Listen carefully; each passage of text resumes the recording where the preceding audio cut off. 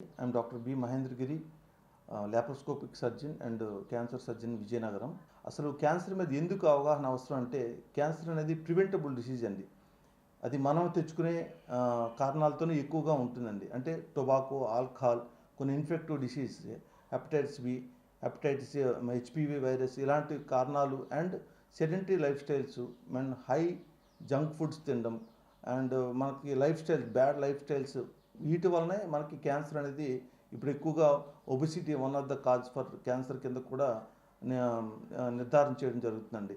టొబాకోని avoid చేసుకుంటే almost వారల్ క్యాన్సర్స్ని మనం నివారణ చేసుకోవచ్చు. అండ్ ఆల్కహాల్ అనేది అవాయిడ్ చేసుకుంటే మనకి లివర్ అండ్ మిగతా గ్యాస్ట్రిక్ సంబంధించిన క్యాన్సర్ నివారణ చేసుకోవచ్చు.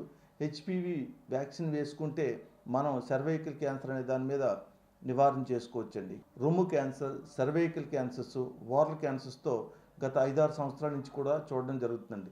రొమ్ము క్యాన్సర్ అనేది చాలా సింపుల్గా డయాగ్నోస్ చేసుకోవచ్చండి. సెల్ఫ్ బ్రెస్ట్ ఎగ్జామినేషన్ అని ఉంటుందండి. నొప్పు లేని కాయలు కానీ అండ్ రొమ్ము మీద ఏదైనా పుల్లున్నా, చెంకల్లో ఏదైనా కాయల్లా ఉన్నా కూడాను మనం దగ్గరలో ఉండే డాక్టర్స్ని మీరు కలిశారనుకోండి, అది క్యాన్సర్ కాదనేది 40 సంవత్సరాల పైబడిన ప్రతి స్త్రీ కూడా దీని మీద పూర్తి అవగాహన ఉండాలండి.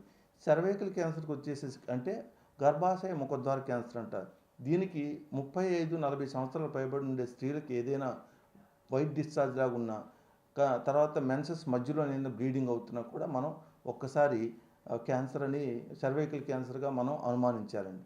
అండ్ కామెర్లు కానీ ఇలాంటి మనకు పొట్టుబ్బరం అలా అనిపించినప్పుడు ఆల్కహాల్ తీసుకునే వాళ్ళకి లివర్ క్యాన్సర్గా కూడా సస్పెక్ట్ చేసుకోవచ్చు. వీటిని ఏంటంటే స్క్రీనింగ్ ద్వారా మనం డయాగ్నోస్ చేసుకోవచ్చండి. జబ్బు వచ్చిన తర్వాత చేసేదాన్ని నిర్ధారణ అంటారు. జబ్బు రాకున్నా చూసుకునే దాన్ని స్క్రీనింగ్ అంటారు.